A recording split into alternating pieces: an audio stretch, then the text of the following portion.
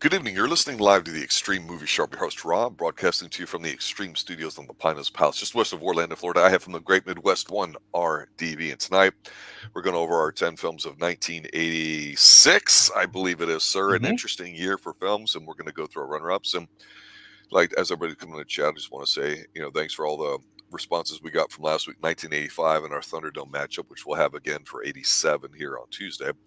But RDV, we should go through runner-ups and 10 movies. So again, to just let everybody know, it's not the top 10 films or our top 10. It's just 10 films we're talking about in no particular order other than when they were released.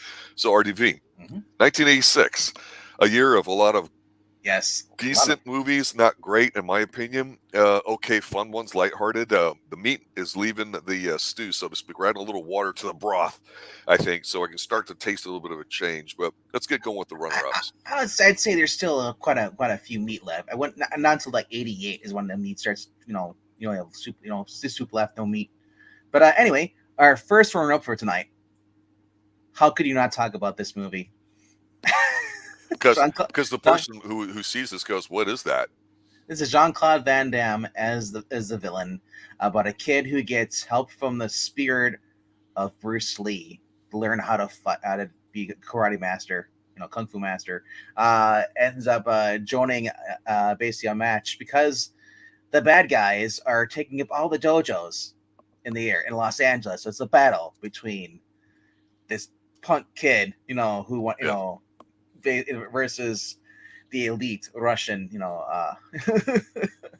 karate fighter. It's awesome, and like I said, it's a lot of humor, a lot of comedy and stuff. It's hokey a little bit in sometimes, but it's 80s. It's right up there. Family moving to California, and he's got a poster, and he basically wants to be like Bruce Lee, and visits the grave of Bruce Lee. All of a sudden, the Bruce Lee appears to him. So it is a controversial movie, but I think it's pretty good. But yeah. One day we'll do No Treat No Surrender versus Karate Kid. oh my gosh! All right, next movie we talked about it in our it was actually in our Thunderdome this week. And like I said, I love this movie. It's probably one of the best animated films I've seen as far as came out in the 80s. The 80s, you got the 80s hardcore music and all that stuff, pop and all. It is great. Um, that being said, it's in a runner up because I want to make room for some other movies that we get a chance to talk about. All right, our next runner up is a disgusting movie, and I just can't watch it because it's so grotesque. Um, Production level, great. Yeah. I Aliens doesn't make me as squeamish as watching this. Jeff Goldblum turning into a fly, and this It is is, and if you notice the no. name on here for the screenplay and directed by David Cronenberg, big fan of his. He does a lot of what we call body horror stuff. Yeah. He's done a few films I've mentioned briefly. We have not really done a hardcore thing to it, and hmm The Fly is a great commercial introduction to people to get into it because you're right, it is sort of disgusting, but he'd already been around with Shivers and other stuff since the early to mid '70s, and his stuff can get pretty dark. I like it. It's a good film, and of course, it is a remake of the '50s one with Vincent Price. Both Yes, good films. and Gene Davis is hot in this. I gotta say, after I watch this, I think it's kill me. The end. That's right. Step on you. Shotgun. I will say I'm disappointed this isn't higher on the list. That being said, but this is the original and probably one of the best versions of Silence of the Lambs. And of course, I believe is this Michael Mann? Oh God, it's somebody. Yeah, I think it's Michael Mann. So it's got a very Yep. Miami Vice vibe to it. If you watch any of the Silence of the Lambs films, even the later ones, go back and start from the story from the beginning. It's got a very interesting way that Hannibal Lecter's portrayed to by Brian Cox. This is a very underrated movie. Never knew it existed because everybody talks about Sounds of the Lambs. Nobody talks about Exactly. this. So when I saw this, I was like, "What the hell is this shit?" You would And know then I William Peterson from Fear and other things too, yeah, I and watched it, all that. but he's one of those actors that is just kind of faded out into oblivion. Yeah, All right. Speaking of oblivion, this movie should probably not be talked about ever again because it's over talked about. But it's Stand by Me. It is. I don't hate the movie. I just think that it's one of those movies you should watch, and you might be able to identify as one of the kids in there. Either the fat little uh, Jerry O'Connell, yeah. or you got was Wesley Crusher from Star Trek. I can't remember what his name is. Wesley Crusher didn't get any in this coming of age movie, and he certainly didn't get any in the Next yeah, Generation. So and Wesley, thank you and for ruining Stand By Me. it's another Corey Feldman movie. That's what I call it because It's Corey Feldman. actually very good, and the book's one of the most Yeah, best collection of stories that it appeared in for Stephen I, King. It's a good adaptation of his stuff. We yeah, have to say that. I did like the narration towards the end. Probably it's probably the best part when the guy who's talking about his friends, what happens to them, everything. It's kind of depressing, sad, but no, but overall, it's like we've always had a group of friends like this, and then as we get older, we kind of distance away from our friends. So it's kind of a heart touching movie about kids trying to find a dead body on the woods. Yeah, it's the last little thing to do before it's a symbolism of going into adolescence and all that Yeah. too. It's actually a very good film, but you're right. It's over talked about because the song the Benny King Yes. recharted again in the 80s like a lot of stuff from the 50s did, and so that And, added a little bit to it as well. and that song's better than the movie. Hot take, but I'll take it though. All right. Our little friend who's asleep right now. This was one of his choices. I saw this as a kid, and I've never gone back to watch it again because I'd rather watch The Secret of Nymph. At least I remember that being good. This I just don't remember it being good at all. Anything that says Don Bluth on there for animation, I think if you're a fan of any sort of stuff, whether it's the Transformers movie and all that, you should see it, add to your collection. It's just I'm like you. I watched it once, thought it was a solid movie. Maybe I liked it a little bit more than you did. I could care less to go back and see it, but anything with Don Bluth in it, I think is a great way to take a look at stuff, especially if you're into this sort of stuff. I mean, just a long history Like behind him here too. But yeah, if you're not into it, don't bother. I was like, I remember watching this. Then I also remember watching The Rescuers, which is a much better movie. So I don't know. Like I said, if you've never seen this and you like early '80s or late '80s animation, go check it out. Yeah, Definitely not Oliver's and Company. See the theme here. There's a lot better animations out. All right, our next one, Firewalker. You have to watch. a Canon classic. Again, a classic. Luke Gossett Jr. Definitely should be higher in the list, but there's so. I mean, I personally think there's a lot of good movies come out, so I was trying to narrow down, but just because the movie's on a runner-up doesn't mean it's it's a bad movie. It just means that it's another movie I want to talk about, but I have other ones I want to talk about more. Yes, so. Firewalker is a lot of fun. Louis Gossett is one of the kind of guys that you just never think about with the 80s, but he's in a ton of them. And until you do a deep dive and all that, you go, all right, this is a Chuck Norris, maybe B level for him or whatever, but it's fun. You can tell these guys enjoy it. You could say it's a ripoff of anything having to do with Indiana Jones / Alan Quartermain. Alan Quartermain. I was just going to say Lost City of Gold, all those kinds of things here too. Yeah. And we don't care because it's just a fun little goofy ass action film for the summer or whatever you watch. It's definitely worth a watch if you're into any of these guys. Gossit's good too. I gotta say, you really don't realize how many films Chuck Norris is in until you go through the 80s. That's right. He was pounding them out. And again, he was one of Cannon's first stars too. So I don't know if this was his last film for them, but it was definitely notable. People are like, oh my God, Firewalker. It's really silly. Chuck Norris starts to smile. Yeah. It's also a straight to DVD movie. If they were back in the day, it'd be straight to VHS because I don't think this was in theaters. Maybe it was. Oh, it was. Oh, was it really? Because the quality. Yes. This looks like were. Guess, are you kidding me? Which doesn't make sense to me because I watched the same quality movies in the 90s where those were the Dolph Lundgren straight to DVDs. It's a different kind of market. Yeah. Mostly overseas, actually, believe it or not. Yeah. All right. Chuck Norris.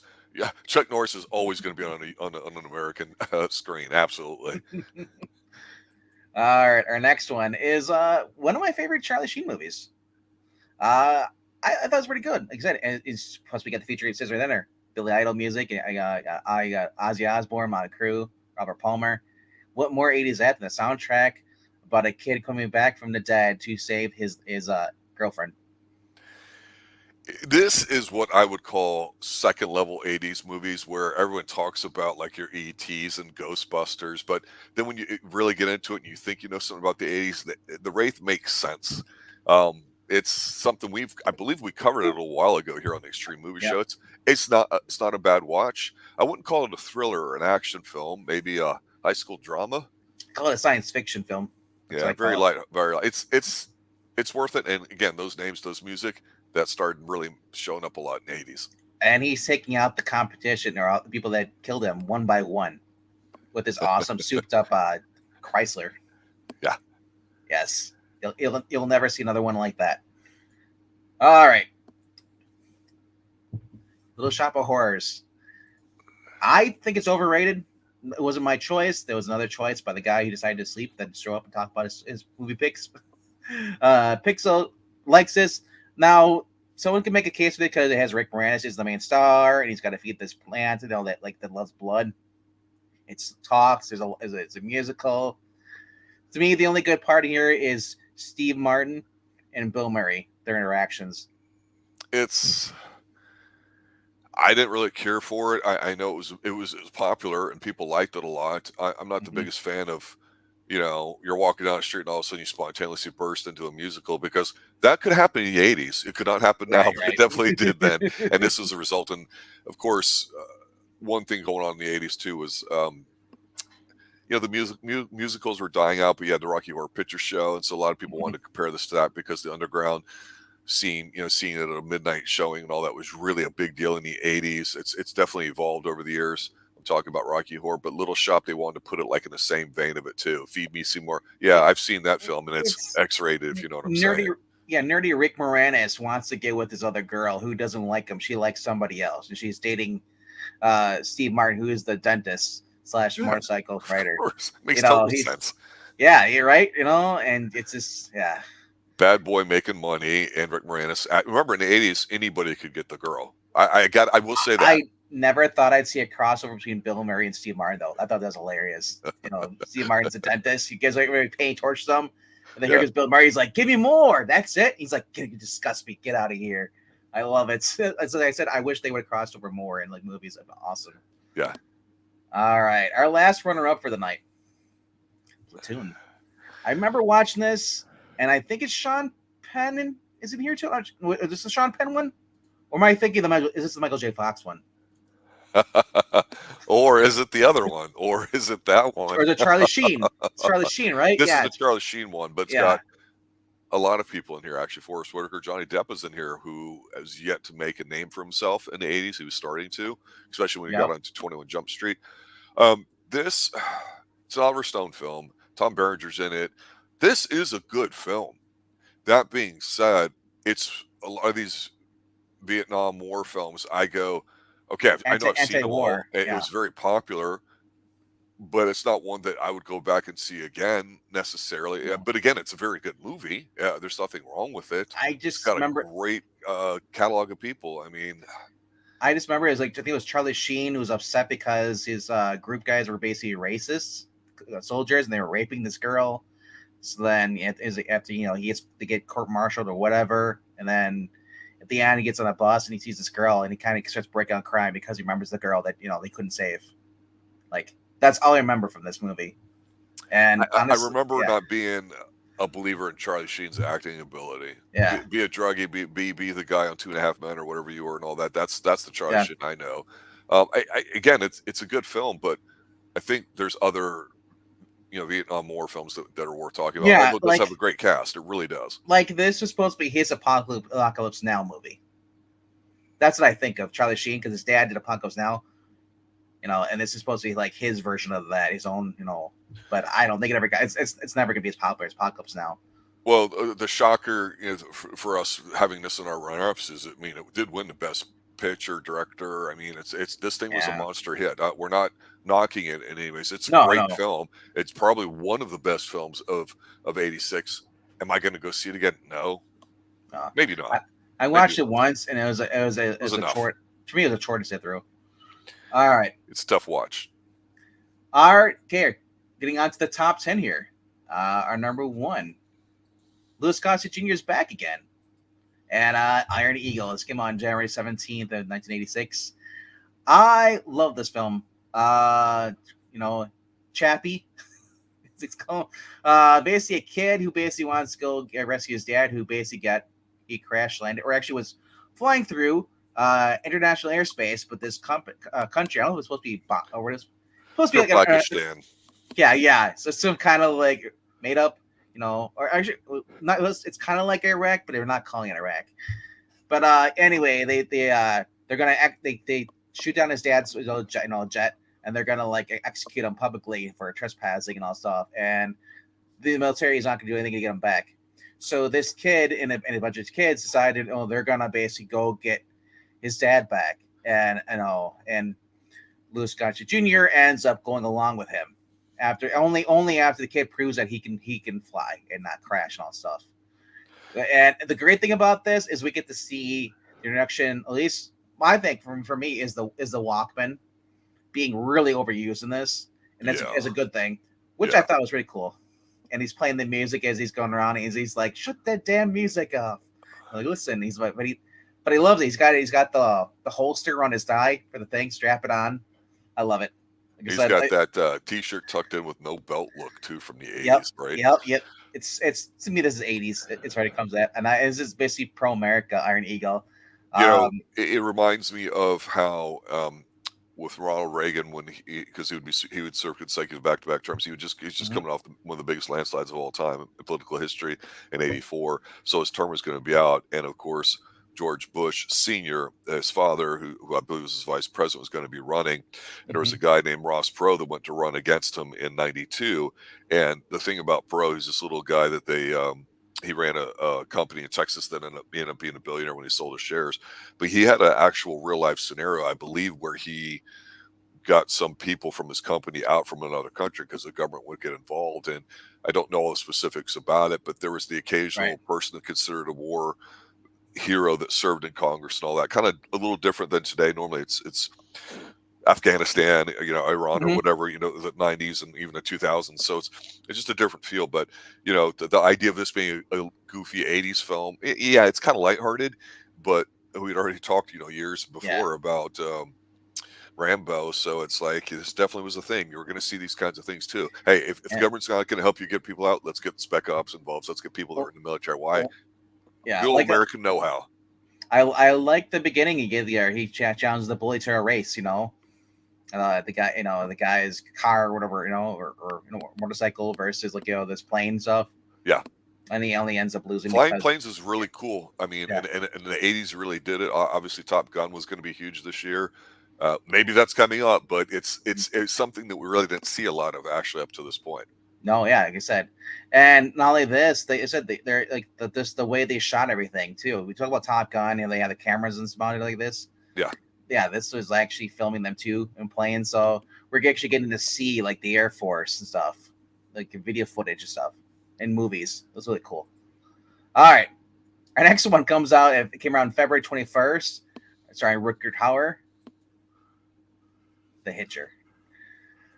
How could we not talk about this movie, Rob? We've actually reviewed it on here too, and I think it's come up in some of our past our lists. yep. Talking about the '80s. And Rutger Hauer, or Rutger Hauer, whatever you prefer, was just a psychopath in this. And I just think about this and just everything. Just a normal kid and his girlfriend that or this kind of picked him up, gave him a ride, but then turns out to be a complete psychopath. He murders a whole family and stuff, and then just won't leave him alone. Keeps terrorizing him. Even ends up killing his girlfriend, but with the tire to these semi trucks, let their brakes go, and then just pulls her apart. And it's just like how what a complete asshole.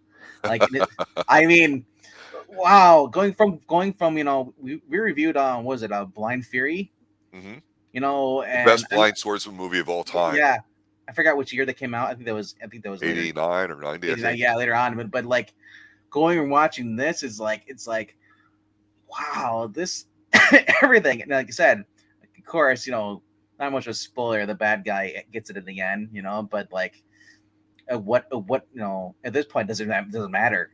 They already killed the guy's girlfriend, and just everything. It's just this is why a lot of people that probably have this movie are like, I ain't getting a hitchhiker.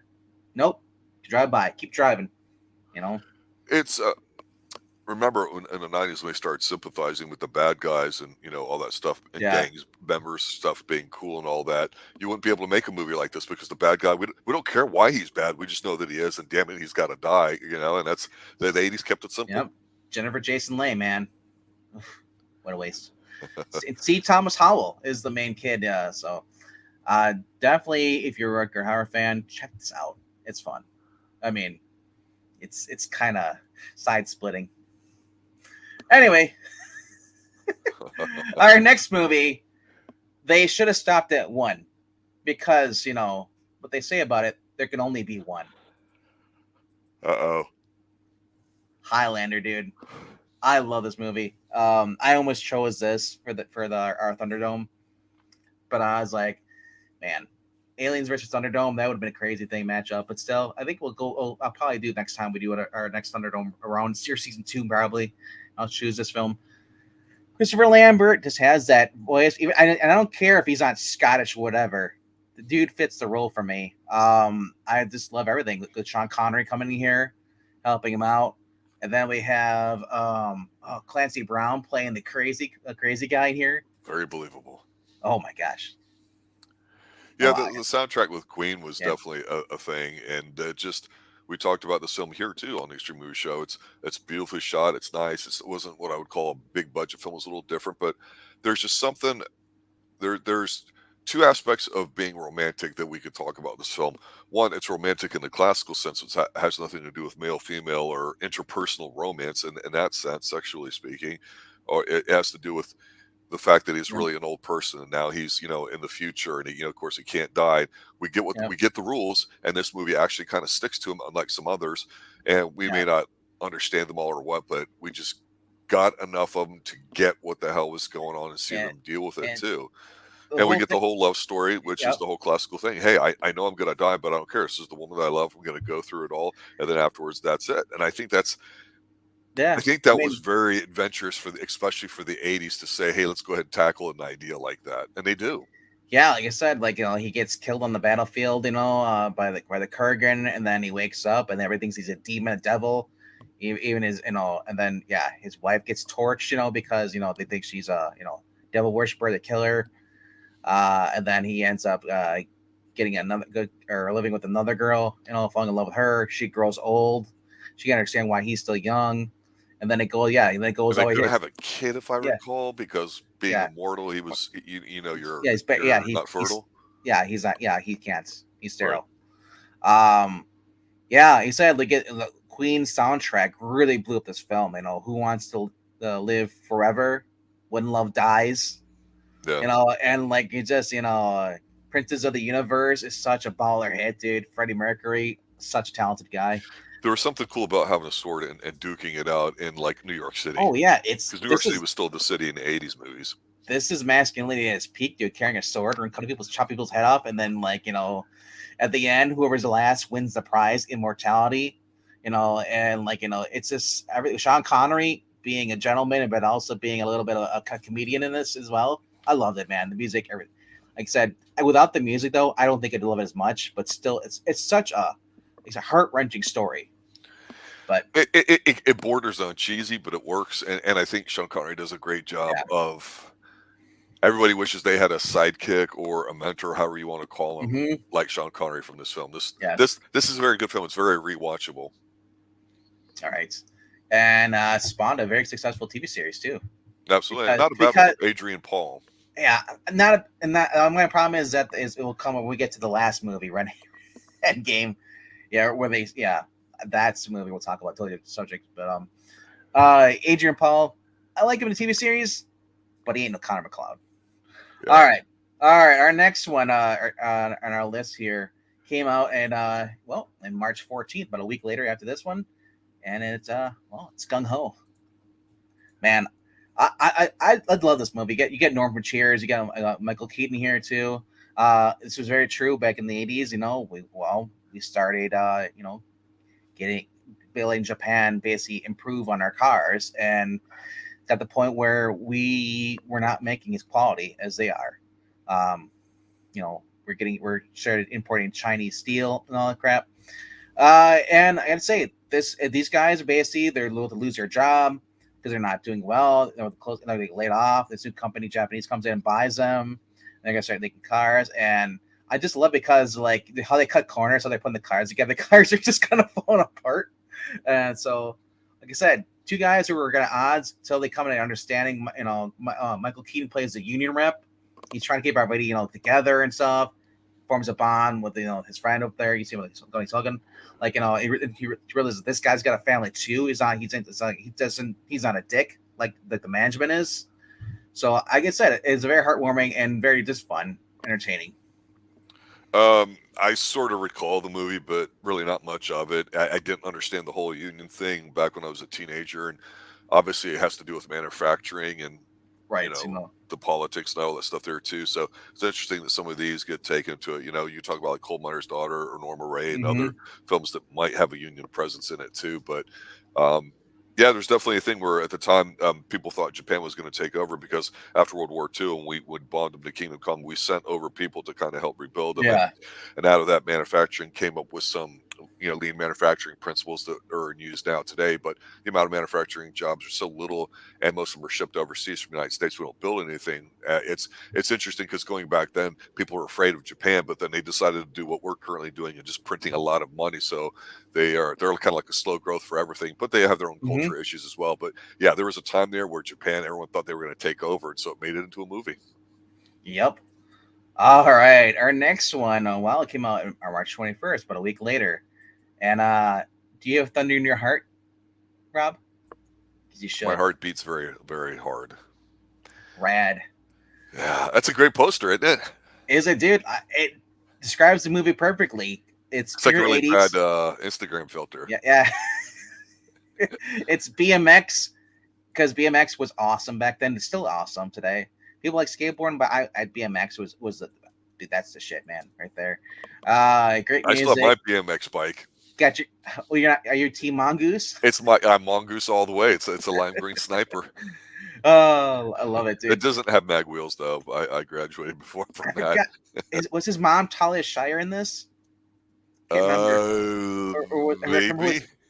I remember Maybe. I always remember the mom was more famous than the kid was in the movie. I was like, Yeah, and she was this is a overprotective. nobody, isn't it? Yeah, Movie. but I liked it though because it's just like I said, you had great music. You had Lori Lofton. It was as the damsel, where basically he ends up. Check out the dancing on bike scene, and then that's Oh, gonna be like, really? Yes, send we did me that an in the '80s, and then you'll angel watch it. right now. Oh my god. God, dude, I watched the extended cut of that shit. I love it, man. This was Uh, so popular, in the underground sense because yeah. to your point later on, we would have the X Games on ESPN where you can see the Mhm. alternative stuff. But there was a very popular video game called Skate or Die, and you had to I constantly remember be that. doing tricks, and it was fun. You had the sense of panic in it, and of course, a few years before that, you had a game called Paperboy where you're riding your newspaper or your bike through a newspaper. Bikes Yeah. were still cool back then. But Now people have electric stuff.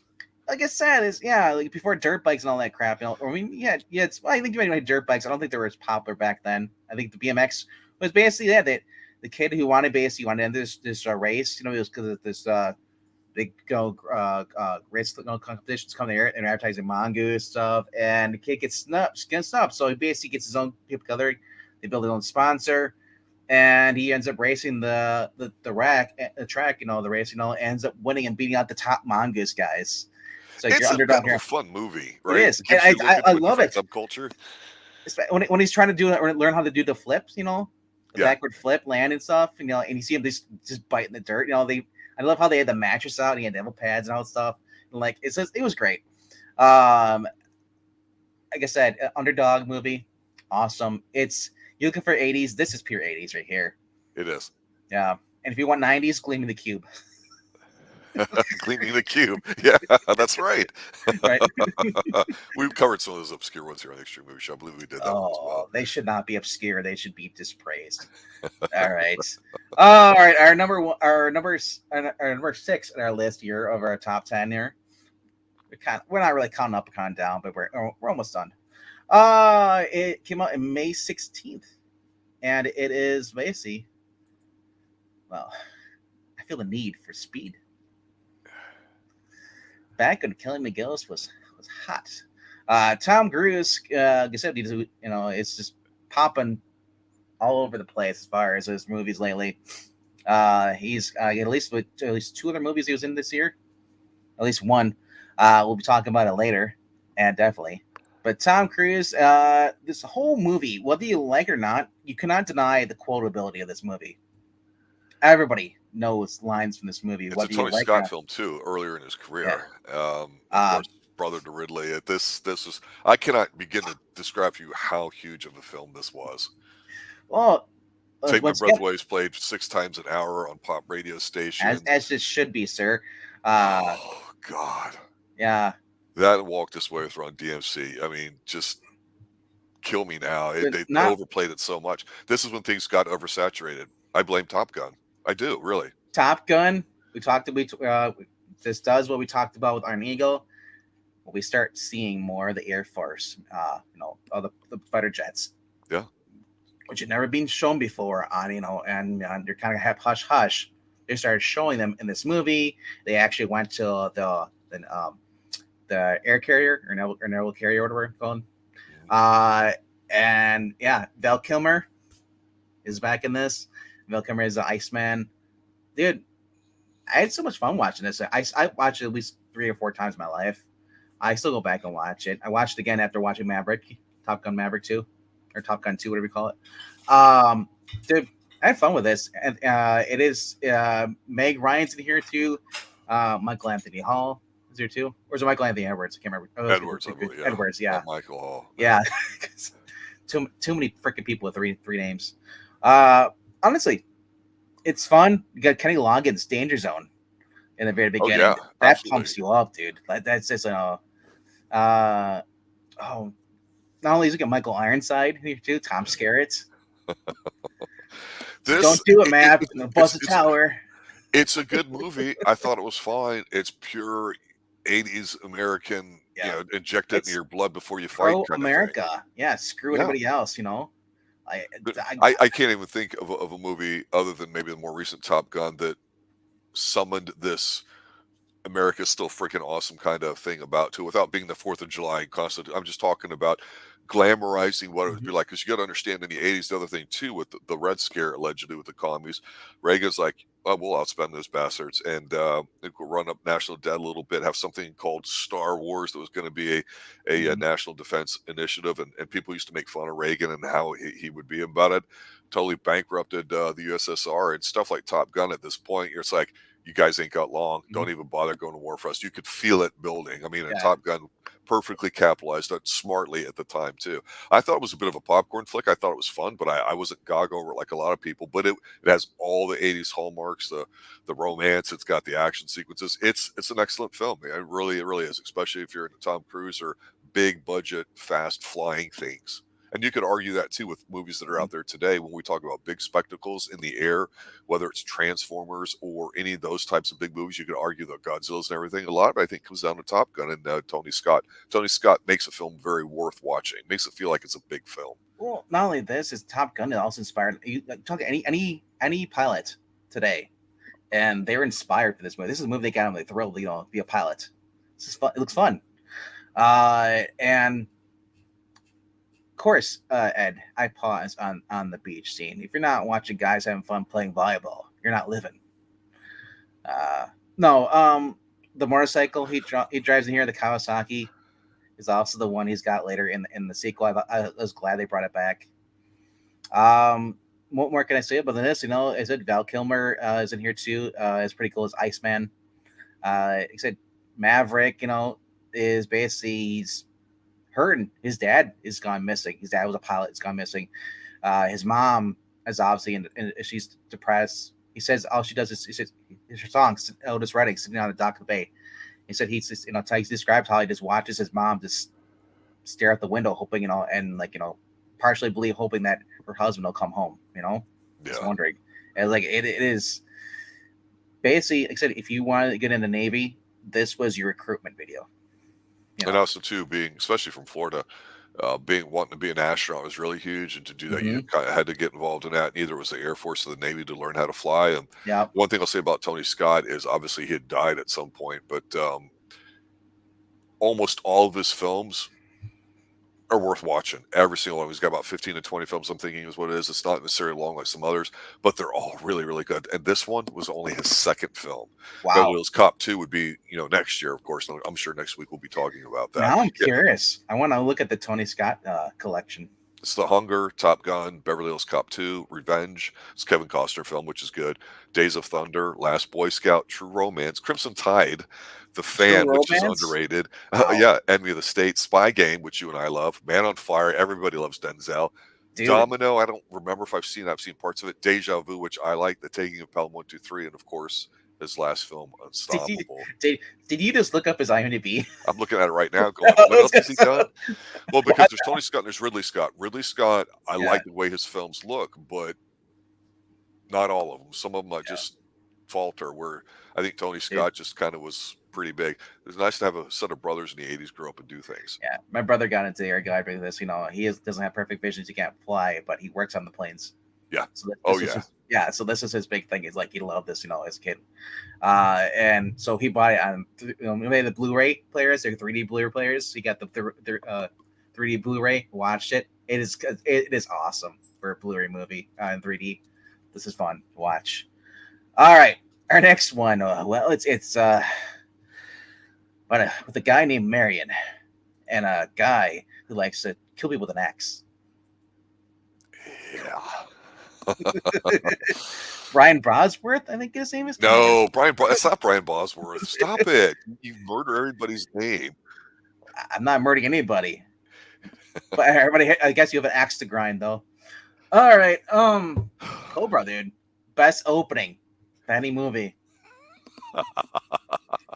The whole This gun definitely has scene, a the very things, Dirty well, Harry-ish kind of opening to it, like doesn't it? literally, this should be played just to trigger so many people today because it's.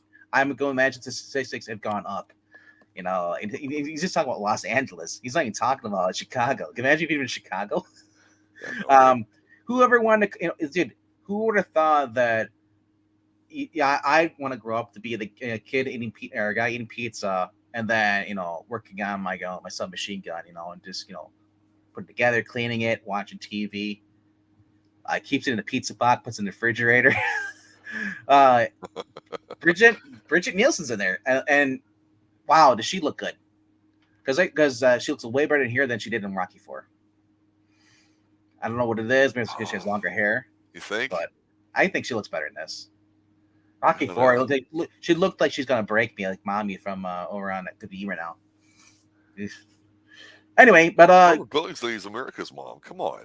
yeah, like I said, Cobra though, Jared fantastic Cobra's a movie. great character, and Cobra needs. people love the character. They We don't got remember more. the movie that much, right? No, dude, But it's Stallone. we had more Rambos and more Rockies, but we didn't get more Cobra. I wanted more Cobra. Oh, everybody wants more Cobra. Uh, Zombie Squad. I want to know more about the Zombie Squad. You should have gave me a prequel. What the hell? That would have been great for the second one. The matchstick did it for me. That was the Oh, clincher.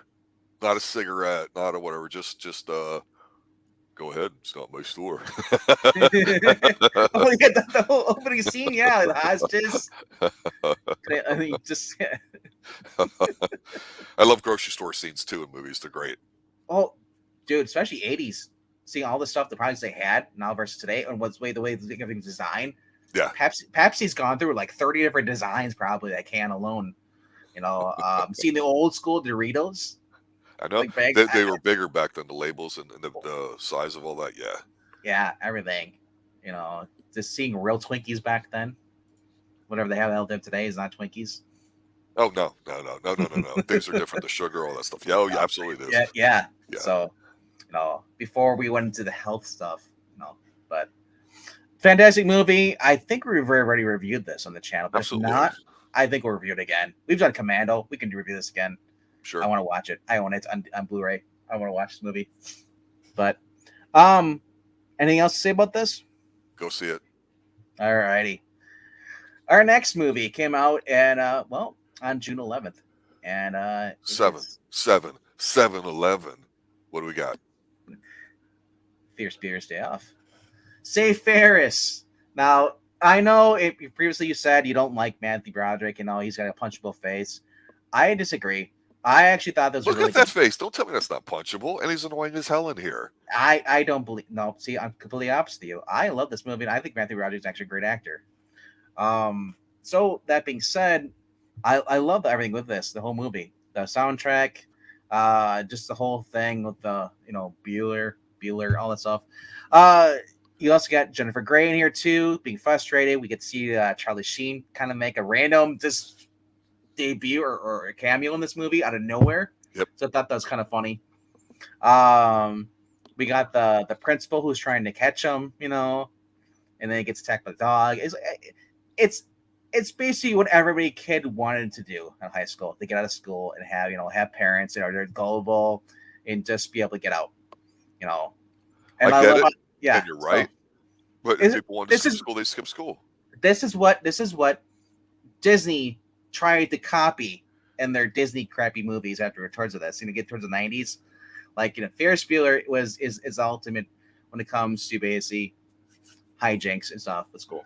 But Well, here's the thing with Ferris Bueller. I actually don't hate Matthew Broderick in here that much. I can't stand his buddy. Alan Riddick or Alan Ruck, whatever his name is. That's not Alan Ruck. That's what's his face. But the point is Cameron is a loser. I get that you Yeah, have a friend that like acts a certain way, and so your job is kind of get mad at him, and you have those kind of relationships and stuff. But there's something. This just doesn't work for me. I mean, I don't know if he's trying to kill himself in the pool. He's got a girlfriend that's sometimes I feel smoking like she's hot. not his girlfriend. No, seriously, they have zero chemistry at all. They're just sort of there. It feels very forced. The whole street parade goofy stuff is just dumb. It just they they wanted to make it a hijinks movie. I agree with you, but they tried dealing with the adult themes of it, which were definitely, I think, more engaging and important about the movie. But no, I used to watch this a lot. I do like the soundtrack too a little bit.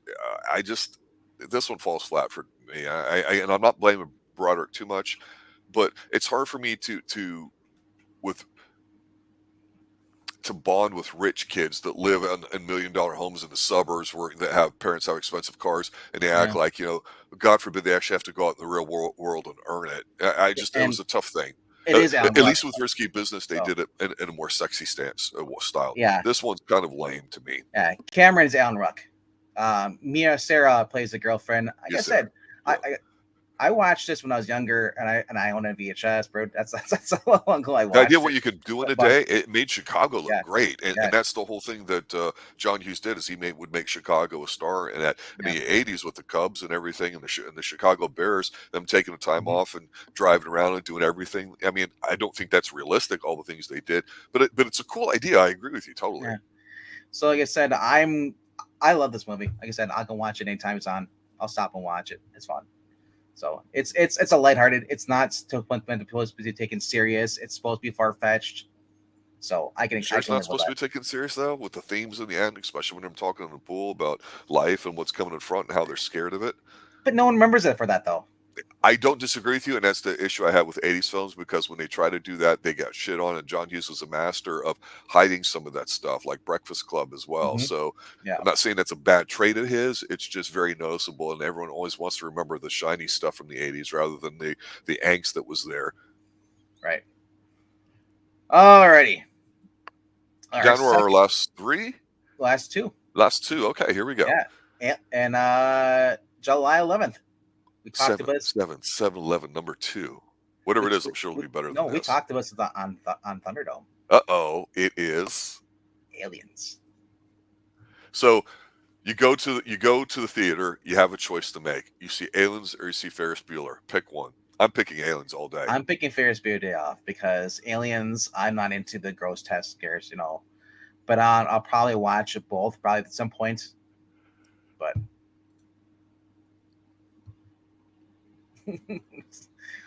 we're two different people. You like slasher films. I'm kind of more like the happy, movies.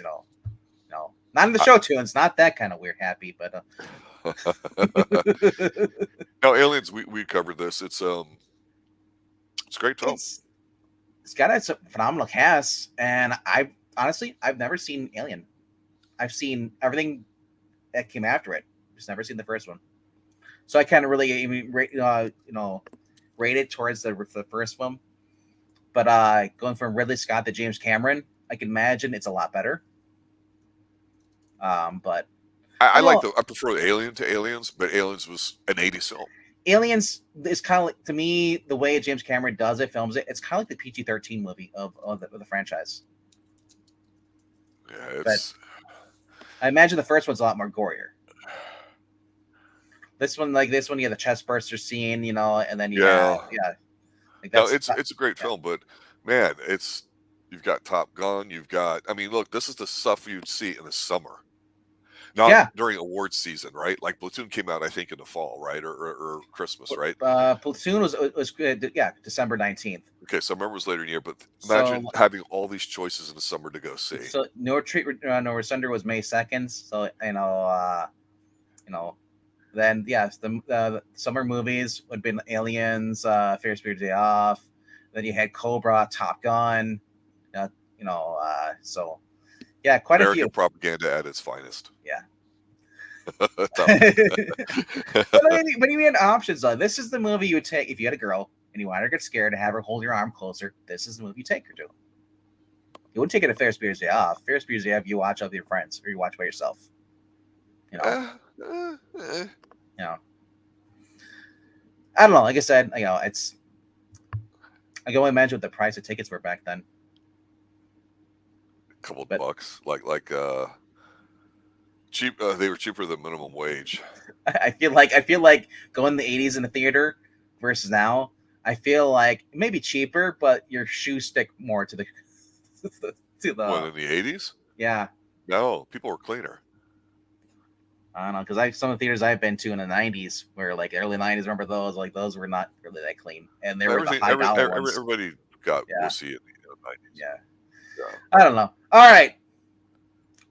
That being said, if you haven't seen this is our hot mommy movie pick always every year. Uh, there's no one better than Ellen Ripley when it comes to. Well, I guess she's not a mom, but she will be after this. She Basically. symbolizes a mom Yeah, in the movie. yeah, yeah. She's the good bat. She's the good creature fighting the other mommy Yes. creature. Oh, but alrighty, there is one movie left though, and let's just say this one also came out. Well, October 8th. That's when it came out. And it's a lot of pool, a lot of hustling, a lot of Paul Newman, a lot of Tom Cruise. Yeah. Martin Scorsese film because it's better than the MCU.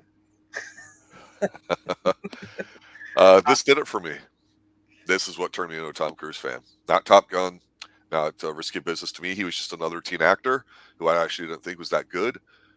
He nailed it for me in here. The charm, the pool playing, the learning, all that stuff. His work ethic really came here. This is free Scientology for anybody if that matters, which I don't know that it Yeah, does.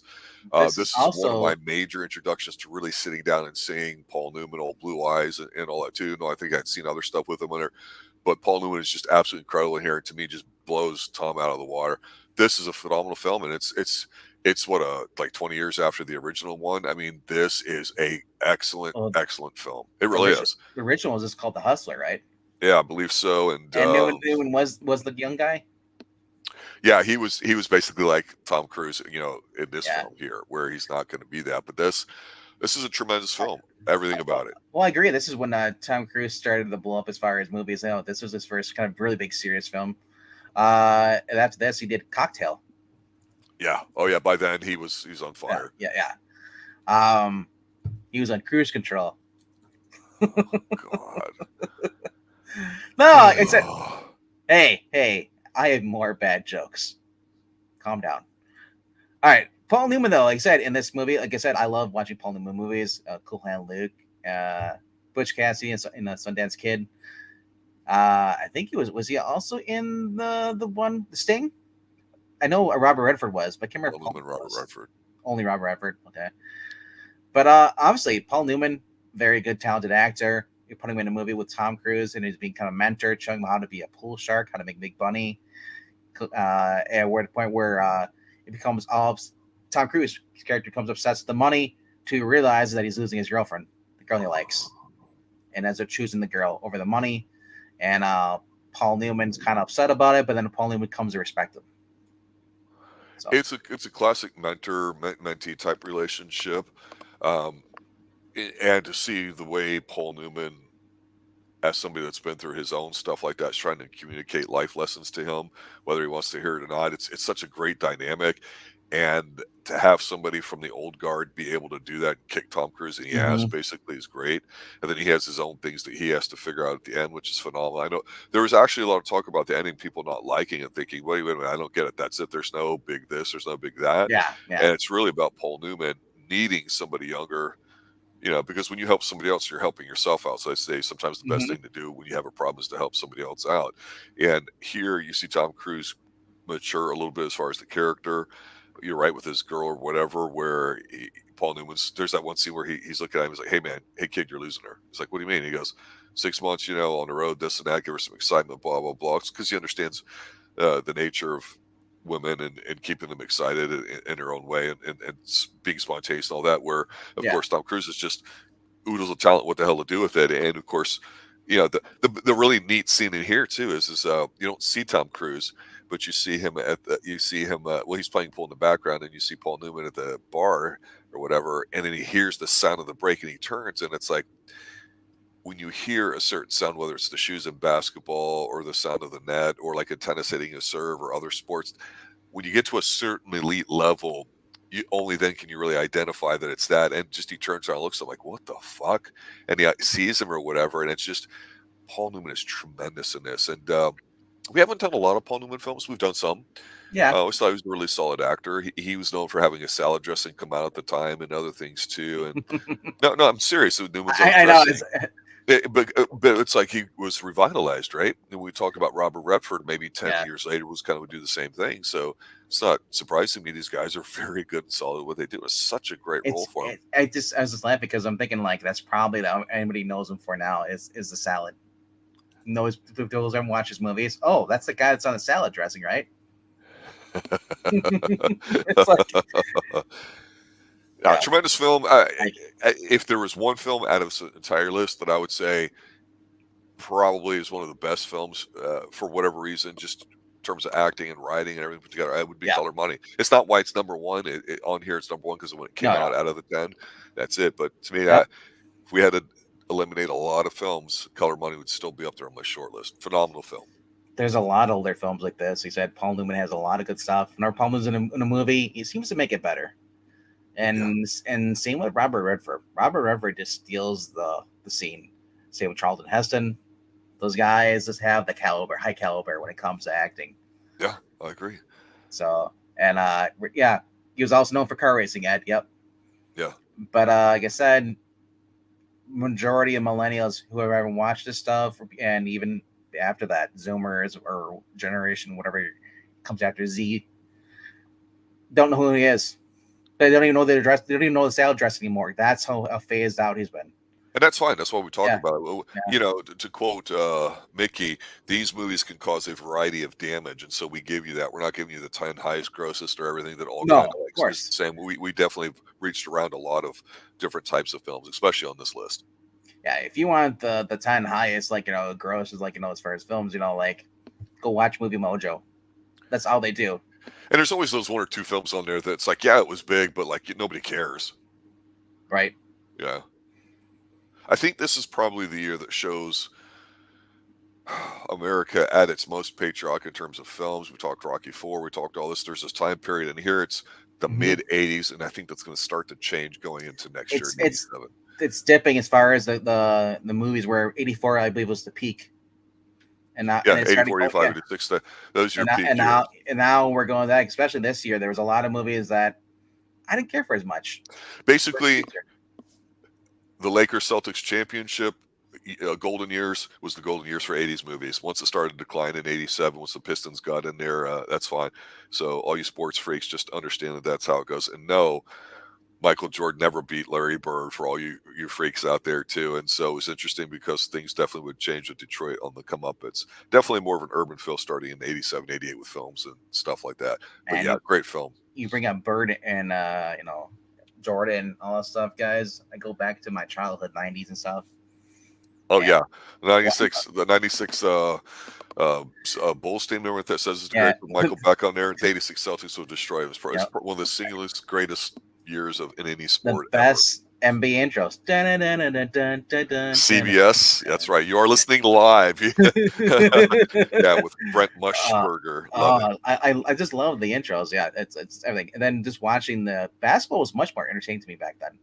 It was, No, the and then ratings then are still much, much higher than they are now, no matter how much social media you have and everything else there yeah. too. They made it must see Oh, TV. that's why I say social media is killing ratings and all things. Because now everybody has now a certain amount of people have on Twitter or other social media are basically are control about what's good and what's bad, which is bullshit. And they cater to these people, ESG scores and all that BS. I don't know, man. Like they said, we never got offended by something back in the day. If somebody did something, okay, we just chose not to watch it. Nowadays, like somebody asks, I'm gonna do a 1 hour breakdown of somebody else's talking about this. I don't agree with them. They're my reaction to them. It's like you and 5 other million of people on YouTube probably are doing the reaction videos. You're not unique anymore. You're all snowflakes. You're all one pile of snow. It's I don't know, like I said, it's that's the thing about social media. And like it's a pendulum. Sometimes it's good, and sometimes, for the most part, it's bad because somebody forgot to fix the pendulum. They broke it. Um, but that being said, though, uh, great movie to end on. And I think we should probably review this at some time if we haven't done so. I don't think we have, but definitely check out some more Paul Newman films. I I go back to Cool and Luke, 100 Eggs, George Kennedy. Guy here is a failure to communicate. Oh, fun stuff. But that being said, that is the end of our 1986 top 10 movies.